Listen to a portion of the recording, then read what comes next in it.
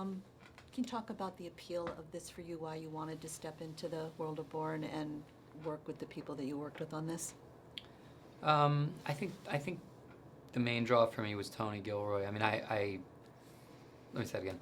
I think the main draw for me was Tony Gilroy because I'm just a big fan of his films. I found over the years I would see a film and think it was really smart, and then see that he had written it, and then Michael Clayton just knocked my socks off. I thought it was a really, really smart, great film, and sometimes you just, when I like someone's work that much, I think it's exciting just to go with them where they want to go, and so I was curious that he wanted to go back into this again, because he could kind of make any film he wants right now, and I think it was really interesting to me that he wanted to keep exploring and expanding this story that he had already worked on so much. So for me, I think mainly I was just a fan of Tony's and interested in servicing his ideas and things like that. We've all, the cool thing about this movie to me is that we've all known that there was something going on behind the scenes. It couldn't just be what we've been seeing all these years in the first three films.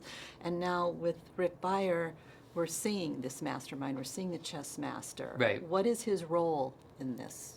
Well, I think that, if you think about like those Russian dolls where there's little ones inside of bigger ones inside of bigger ones, he's like the next level of Russian doll around everything that you've seen in the first three Bourne things. So it's like, it's the next chapter, and in it, Tony's kind of taking you one level wider so that you can see sort of the matrix of programs and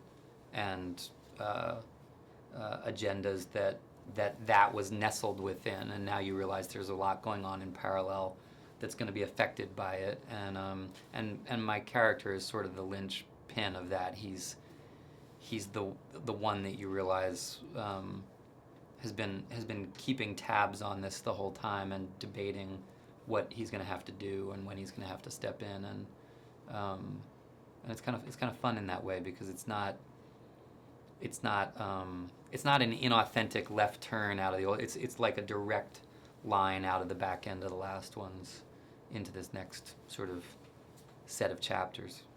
Is he a man who can let the morality or the ethics of the decisions he has to make get in his way of what he needs to do?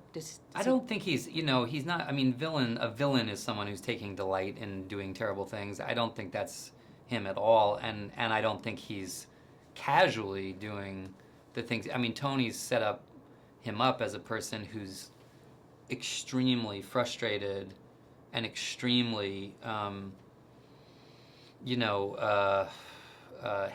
hesitant, but he's thinking long and hard about trying to do everything he can do except the worst things, and when it comes to the time he feels like he has to do the worst, it's he looks like he's a person who's like a truck's hit him. I mean, it's like he's not happy about it, but I think he sees it all as part of the very, very difficult nature of the job. And doing what he thinks is for the greater good of his country. Yeah. Look, I mean, Tony doesn't. He hasn't painted any kind of heroes and villains in this, and indeed, even though Jeremy's character is sort of having the worst week of all of them, it's like he's a part of this. He's a willing participant in a system that comes with certain rules, and those rules are kind of coming to bite him in the ass. But I think Tony's created three characters who are all interweaved with each other in a system that he's kind of suggesting has a lot of darkness in it. Thank you. Yeah. You have some